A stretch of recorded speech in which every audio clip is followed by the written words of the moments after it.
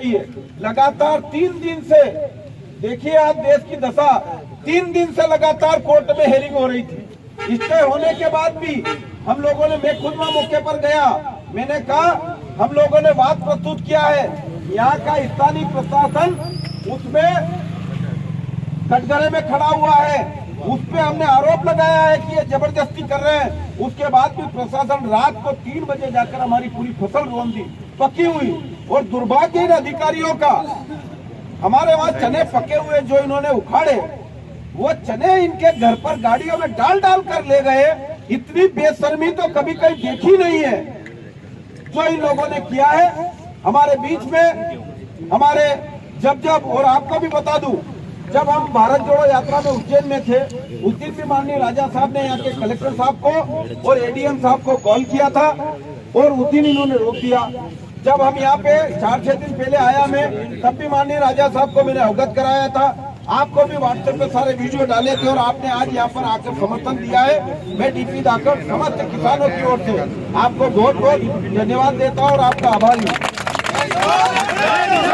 जो सरकार है, और ये सरकार जनता की सरकार नहीं है, ये खरीदी हुई सरकार है। उद्योगपतियों ने जो पैसा देकर सरकार बनाई है, तो आज हमारे यहाँ पर जितने भी मध्य प्रदेश में किसान हैं, उन किसानों की जमीन, चाहे जावद हो, चाहे रतलाम हो, या शाजापुर हो, या इंदौर पीथमपुर हो, सब जगह किसानों की जमीन पर इनकी पैनी नजर है। और यहाँ पर जो हमारा मंदसौर और नीमच मालवा अंचल है, उन दोनों जिलों में, इसलिए उनको यहाँ पर सोलर प्लांट लगाना है, और सोलर प्लांट लगाने के लिए उन्होंने हमारे किसानों की हजारों बीघा जमीन जो इनके पूर्वजों की है, उसको सरकारी बताने का काम कर रहे हैं।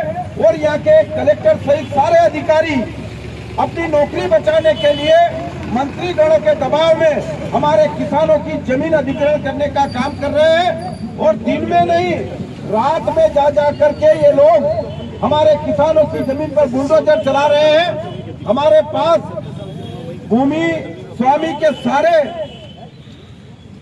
पेपर्स कानूनन रूप से है, और हम सारे न्यायपालिका में जब गए तो न्यायपालिका ने ये माना और हमें स्थगन आदेश दिया। स्थगन आदेश देने के